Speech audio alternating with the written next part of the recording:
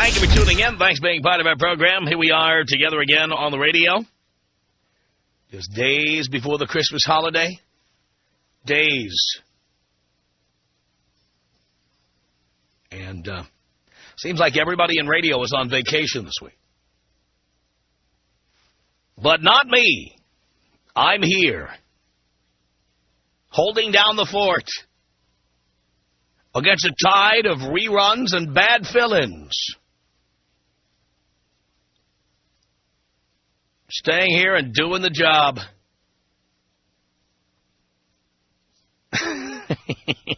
Getting the job done. Here as many days as I can be. Last time somebody took a day off, the world got David Lee Roth as a morning show. You know what I'm talking about? So I am here every day. I'm going to let that happen again. It wasn't myself who took the day off. It's just somehow I almost feel responsible. It's not going to happen on my watch. Not going to happen on this show. Anyway, good to see you out there. With your ear cocked towards the speaker. I just love it. And I'm trying to do a little Christmas shopping. May I tell you, I have not been enjoying it. Not been enjoying the Christmas shopping. Here's what happened. I was busy traveling a lot. When I finally settled down, it was almost the deadline for any internet delivery of a package. In other words, it's too late now to go to Amazon.com. It's too late now to go to any other website, really, and get a package delivered. It's pretty unreliable at this point. Can't even name another website. Because I have not been shopping on the web this year, which is what I would normally be doing. So I've been subjected to going to the mall. I hate malls because malls are inherently female territory. Malls and the stores in malls are geared towards chicks. The way the products are displayed, the constant yammering of the salespeople, the length of the lines, and people taking out their checkbooks and writing little checkies, their Hello Kitty checkbooks, waiting to get their checks approved. What is this, 1967? There's people still writing checks, and they're mostly females who want to stand there and have a conversation with the cashier. Then as you walk through the interior of the mall, you have a meeting of the GFA, the FDA, the Future Gold Diggers of America, the FGA. I'll get that straight. The Future Gold Diggers of America, the 12 and 13-year-olds, who are all dressed like, Christina Aguilera. They're walking around with as little clothing on as possible. And the D-cups and the hot dogs on a stick, and they're bouncing around the mall, text messaging their friends and talking on the cell phone all day. What mall are you at? I'm at the Beverly Center. Where are you? Yeah. Love that. Just love it. I like doing people watching, though, this time of year because, let's face it, I'm in the people observing business, and there's a lot of people out there. You know, cities like New York, Boston, Chicago, Philadelphia, those old-school northeastern, midwestern cities, they have a sidewalk culture, a subway culture, a bus culture.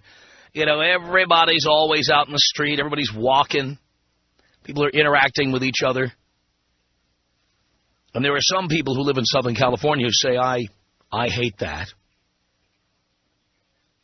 I hate the way it is in Southern California. No contact with people. Everybody's hermetically sealed, blah, blah, blah. I happen to love it. The idea of going down into the 34th Street subway station and seeing mentally ill people standing around playing the flute or begging for money or peeing on themselves, you know, I can do without that. Frankly, I'm a lot happier being hermetically sealed in my Lexus. I seal myself at the parking lot here at the office, and I stay hermetically sealed until I am 6 feet from my front door. At which point I unseal myself and then seal myself in the house. During Christmas season, even cities like Los Angeles or Dallas or Phoenix or San Diego, cities where we don't have a sidewalk culture, really, we are forced to go out in that style of those old-line, old-school Rust Belt cities. We are forced to go out and mingle with each other and watch each other as we do whatever it is we do. So I have to come out from, my time on the Internet or my time watching TiVo or my time in my hot tub in the backyard. I have to come out and walk around the mall and observe people. People I don't see the rest of the year. I have to, and by the way, you think that I, as the radio personality, I have a personal shopper or I live in an ivory tower. And nothing can be further from the truth, as anybody who has seen me in public will attest. I am out there. I see what's going on. I know what's going on. No, Dean, I don't even have an ivory tower, much less live in one. I have a 4-story house in the Hollywood Hills, but no ivory tower. So, yes, I get to go to the, in my case, the Beverly Center or the Grove, where the traffic to get into the parking lot begins about 3 blocks before you get to the actual parking lot. So, for example, if I want to shop at the Grove, I have to get there Sunday morning at like 8 o'clock when Nordstrom opens. Is it 8? It's some ungodly early hour during Christmas season. So I have to get there at the crack of dawn so I get a good parking space. Get in, get out. But it's those indoor shopping malls with the 13-year-old girls, the female version of street gangs, walking around eating Cinnabons and talking on their cell phones and text messaging each other. By the way, I think I saw my next ex-wife. Absolutely.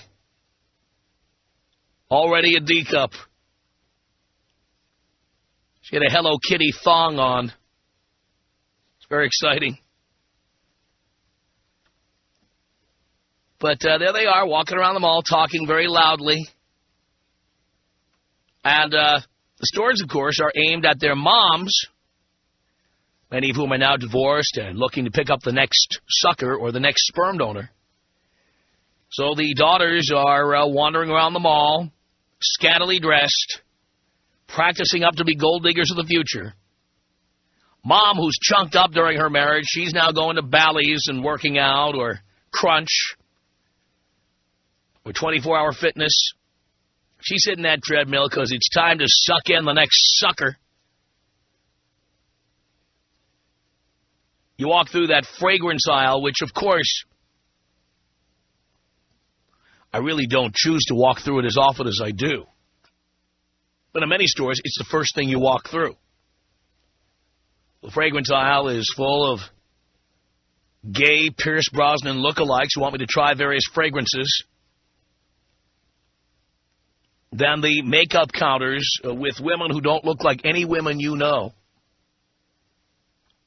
taking a power painter and rolling makeup on women who come in there and think they're going to look like the woman behind the counter. And the mad rush of people to beat each other up to get what they consider to be bargains. And don't these people understand there are no bargains now? This is prime selling season. No deals to be had. But, you tell a woman 50% off, and she doesn't question it. Look at that, honey, 50% off. I always rain on women's parades when they say that. 50% off what? Manufacturer's suggested retail price? 50% off our usually unreasonably high prices? Now they're only high prices. Look, honey, Hugo Boss, 70% off. Come on. How good can it be if it's 70% off? Or how reasonable can the prices be? You're Hugo Boss or a well-known designer. How can you cut prices 70%?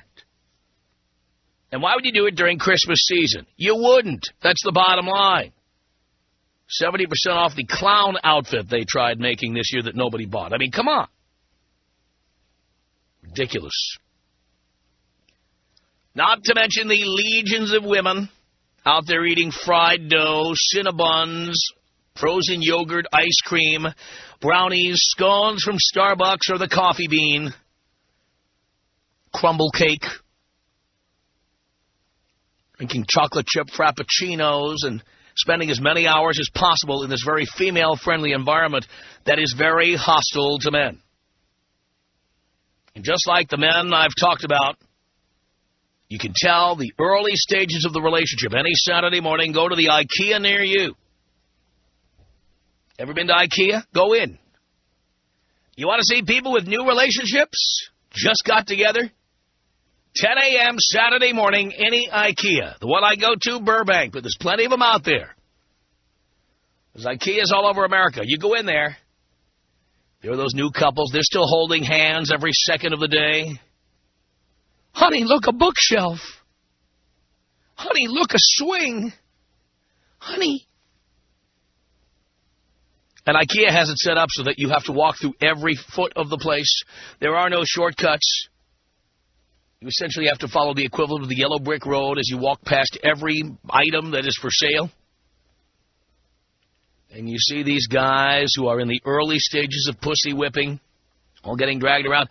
The later stages of pussy whipping take place at Restoration Hardware. Restoration Hardware is after you've been to IKEA, after you've gotten your apartment or your little house. Now you're down and eating drawer pulls or doorknobs or old-fashioned phonographs, whatever it is you're looking for. Honey, look! It's linseed oil. I haven't seen this sold anywhere in years. Look, honey, it's Adam's, what is that one, that black gum they sold? What was that? The black gum, the violet gum, all those old-school gums that they don't even sell anymore? You know the ones I'm talking about. The one's like licorice, and one is like some, lavender flavor or something.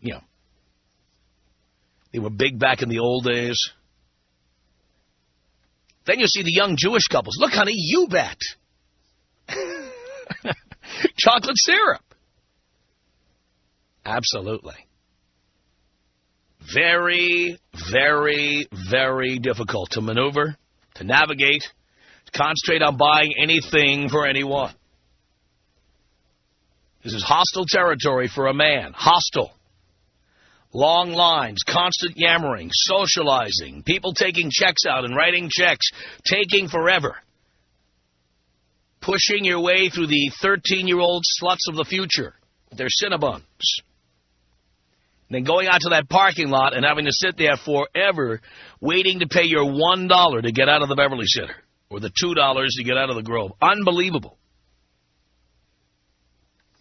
So, those of you going around talking about holiday joy and ho, ho, ho, let me tell you, nothing joyful for a man about having to go to the mall.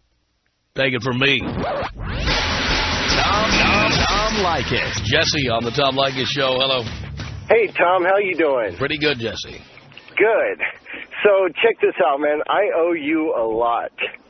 I mean, I was at the Burbank Town Center Mall last night, shopping for nieces and nephews and stuff, and I'm in KB Toys, and I see this girl in there. I strike up conversation. I can't remember what I said. And we got to talking. I asked her what she did for a living, right? And she told me data entry. And, after a few minutes, she asked me, well, what do you do for a living? And I said, nothing. She says, well, okay, there's three things that I can think of if you don't do anything. Either you're a loser, or you come from a very wealthy family, or you peddle drugs. I said, well, neither of those. She's like, well, what then? I said, my parents were hit by a FedEx truck a couple years ago. And I was awarded $17.3 million. Oh, my God. She dragged me around the mall. show me, oh, I want this, and oh, I love, this band. I'd love to get a T-shirt and this and that. I'm ignoring her the whole time. Yeah. She talked about, going to happy hour prior to doing some of her shopping and, hey, let's go get a drink afterwards. She's like, okay, I've got 2 more people to shop for. All right. So we go into P.F. Chang's, right there on the end of the mall. Yeah. And she, we sit there and have a couple beers, and I'm like, so I've got some stuff for White Russians in my place. Why don't you come back and I'll fix you a White Russian? And she was all over me by the time we got to my house. Oh, boy. White Russians. I was smashed already. Wow. And I called you. I love that. Hey, could you blow me up, what is that, JFK Jr. style? Of course I can. Here you go.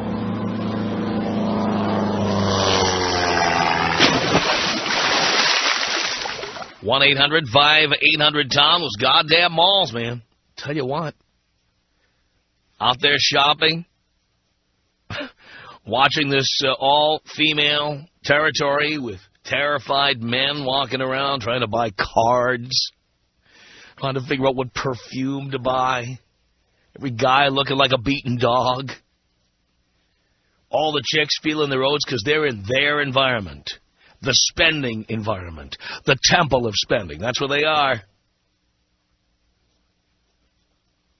Amazing, right? 1-800-5800-TOM is our telephone number. It's Kevin on the Tom Leykis Show. Hello. Hey, what's up, Dad? How you doing? Doing okay, son. All right, let me tell you, this past Sunday I was trying to get into the mall with my little daughter. So I usually have this like a little secret side entrance that I go to that everybody, I don't know why everybody likes to go to the front of the mall, so usually I always go to the side. That's backed up. So then there's another little secret back entrance. I try to get in there. That's backed up. Cars bumper to bumper, try to get in. So I bust the illegal turn in front of this one cop. He just looked like, I know he's not going to do anything because traffic's so crazy. So what I decided to do was just, if I was in eye contact of the door, where I just parked across the street, me and my little daughter, we just walked across the street, parked. Same people waiting right there to pull in, still. So then we walk in, I see all these people sitting around. Old folks just watching people. And I'm going like, what are you guys doing? Just sitting there, just watching people. I'm tripping over them.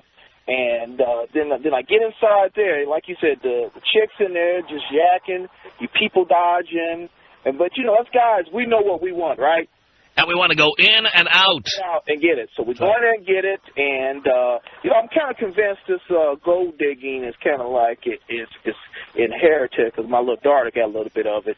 She started pointing at stuff and said, give me that right there, but don't put it on my account. Uh-huh. I'm going like, damn, you're only 6-year-old. How you know all this stuff? So I kind of see this stuff as kind of, just inbred with them and stuff, Well, that's the thing. This is where you train little girls to be the gold diggers of the future. Right. The little whores, the little sluts, the little money grubbers, the ATM card grabbers. This is where they are trained. Right. Hey, Dad. Yes, sir. I just want to say happy holidays to you and have a safe holiday. And it's been a great year for me, too, and you, too, there. And plus, too, we got a group of guys that every time I always say I got to say hello to them. My company advertised a lot with you. We're a bunch of drivers for Smart Final and the security guards over there, Smart Final. Did you guys make any money by advertising on the show? You sure did, because we advertised a lot on your show there. Very good. Advertised a lot on your show there, a lot there. Here, excellent. Like what? But we're big Smart and Final fans here. We go all the time. Yeah, I know. I told him about the walk-in cooler over there. Me and you had a conversation one time about the walk-in cooler. And how's that big roll of aluminum foil there you brought like 6 years ago? You still got that? Still got that and the plastic wrap. See? Yeah. That big roll of plastic wrap, which I think is going to be with me until I retire. Right. Have you ever tried? You can do some nice things with that plastic wrap. Yes, so I found. Yeah, one time I seen a chick out with just plastic wrap and a thong. I said, wow. Technically, she's dressed. Yeah, I'm going to try that, chair, But I just want to say that to you, Dad, and you have a happy holidays. Twyla, hello. Hi, Tom. How are you? Great. Good. Hey, this really isn't regarding today's topic. Well, a little bit, but I agree with most of what you say. I'd say about 90%. And, you know, it really sucks that I haven't had more than 3 dates since my divorce. Sorry about that. Well, you know, I'm not one of those girls I'm not a gold digger. I have my own means. I'm probably in the wrong city, because I'm out in the Inland Empire. And these guys, I mean, you know, I know the women blow it for me, because the women are, like you say they are. And they ruin it I'm not saying I'm a good girl, but, you know, I'm not trying to take anybody for a ride or play anybody out. I just want to meet, you know, a decent person and have a good time, you know. What, and that's not possible to do? Well, I'm probably a little jaded. I'm, you know, been going through a divorce since April 2003, and on my third attorney, who hasn't done a thing for me, you know, it's still at the same point it was at day one. But, no, it doesn't seem to be, because, you know, these guys... Well, how much are you demanding? Clearly, that's the reason. Okay, I demand that you believe what I say, okay? No, I'm not asking how much you demand from me. I mean in your divorce. Oh, whatever California law says. I want what I'm entitled to by California law. Which is what? Half. Half of what? All the assets, all the money's accrued during the length of the marriage. Who contributed most of the money? I was mostly a stay-at-home mom. He had no business. We built the business together. I worked in the office, and I was not on payroll. I just, you know, took my vows seriously, waited till I was 28, had our daughter when I was 33. So, you know, and he just wants me to be destitute. And this is not including, I don't want half of what he's hidden, the corporations I've found, and the properties he's been, you know, leasing out for the past however many years.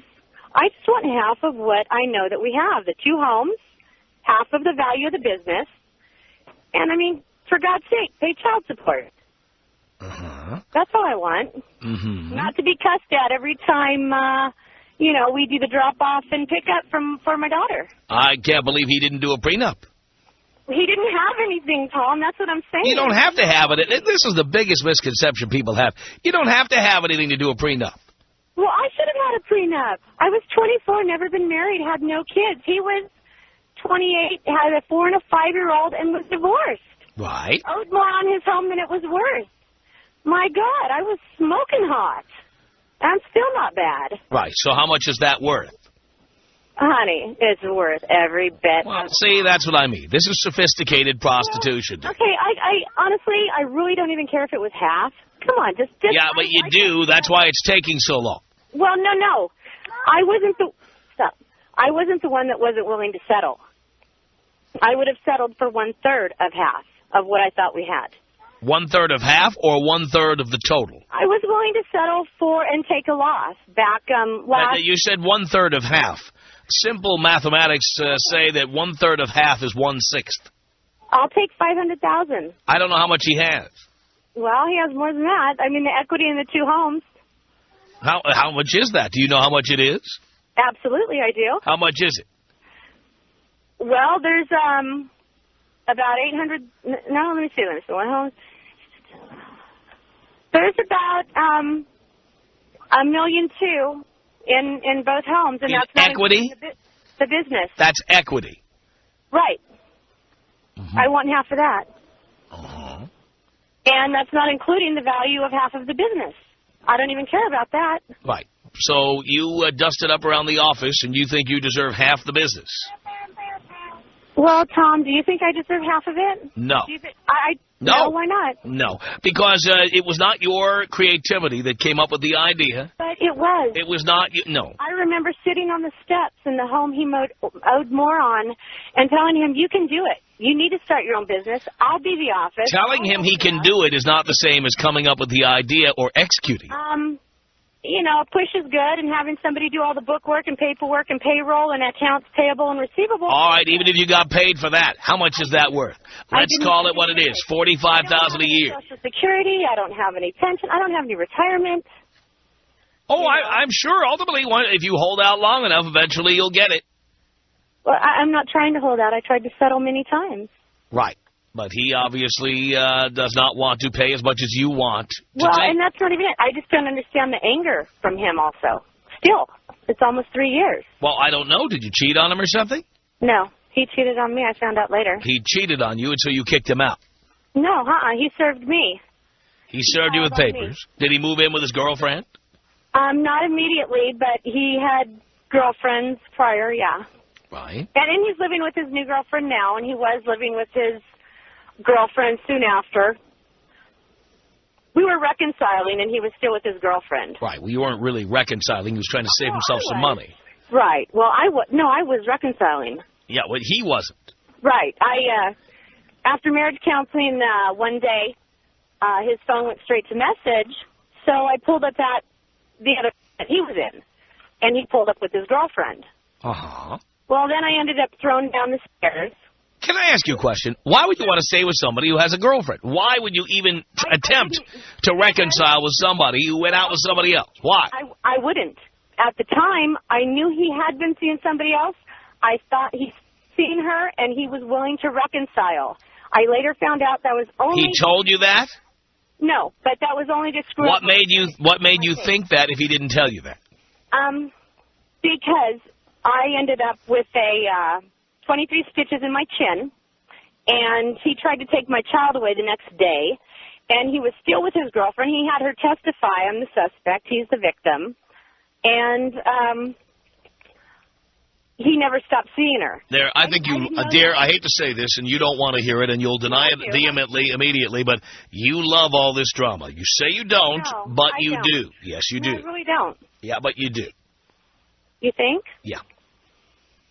I do. I think it's hard to admit that, I was blind and stupid. All right. I don't really love that. You may not love that, but you're still loving every detail of this story. No. And yes.